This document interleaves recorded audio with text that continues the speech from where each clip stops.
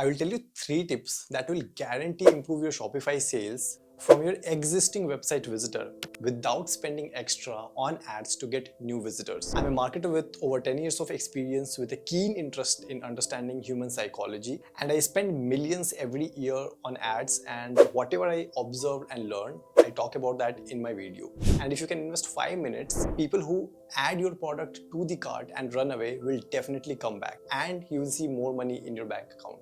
So the first tip is authority bias. See, the biggest reason your customers drop off is lack of trust. Lack of trust in your brand, lack of trust in your product. So they're not sure if they should put their hard-earned money in your product and in your brand. So the real question is how you can build trust, especially as a new brand. And the answer to that question is authority bias.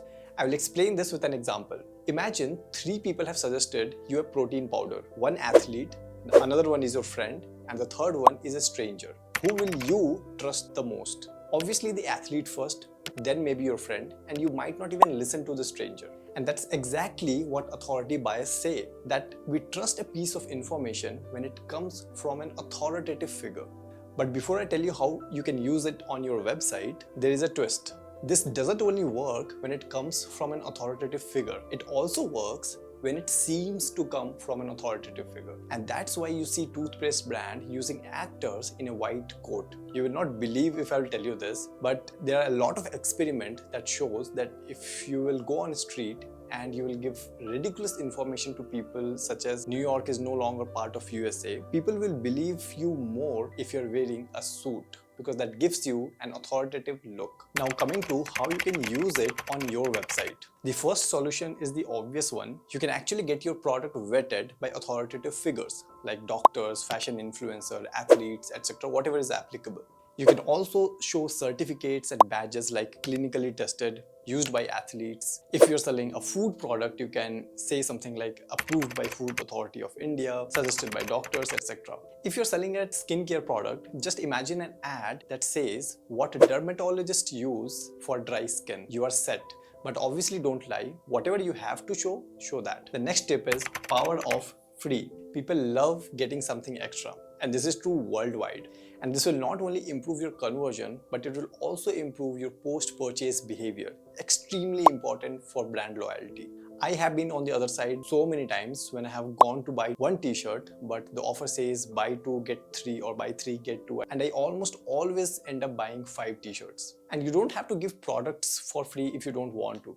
Literally anything will work. Let's say if you are selling a blazer, you can just give them a free PDF to download with a style guide. If you're selling a food product, give them your new product as a sample. You can give cashback, reward, literally anything. And now coming to the last point of fear. And this is based on a personal experience, something I have learned from a transgender. I know it sounds like a weird connection, but it's not. I'm in fact going to make a full-length video just on this topic. So I was waiting on a signal while I was going to my office, and I saw one transgender asking for money, and the conversion rate for this person was more than 40%. But that's not the interesting part. Interesting is, on the next signal there was a girl, a handicapped girl. She only had one leg, and the conversion rate for this girl was less than 20%. If you think from a rational point of view, she had one leg, so she could barely do any job, so her conversion should be as good as 40%, if not better, right? But this observation uncovered one fact for me.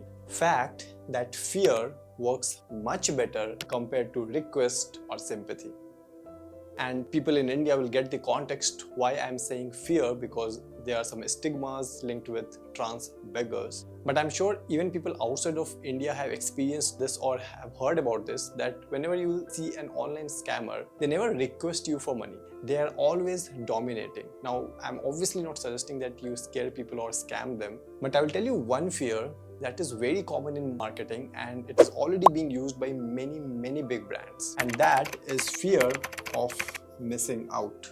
I will explain this with 2 examples. First one, here are 2 ads that you can run for this sale, and you tell me which one you will click on. An ad for the start of the sale that says season sale starts today, shop now. And the another ad is for the end of the sale, and this ad says sale ends today, hurry up. Which one you think will get more conversion and attention? In my experience, it is always the second one, without any doubt. Now the second example, this is for people who add your product in the cart and then run away. For them, I'm sure you're already messaging them, emailing them, so keep doing all of that, but change the tone of your communication. For example, if you're saying, please complete your purchase using the link below, instead of that, write something like offer ends in 6 hours. Click on the link below to complete purchase. Eliminate words like please. Like I said, request and sympathy doesn't work. If you want me to help you out, you can comment psychology for marketing in the comment section and I will definitely reach out to some of you and help you out. Thank you for watching.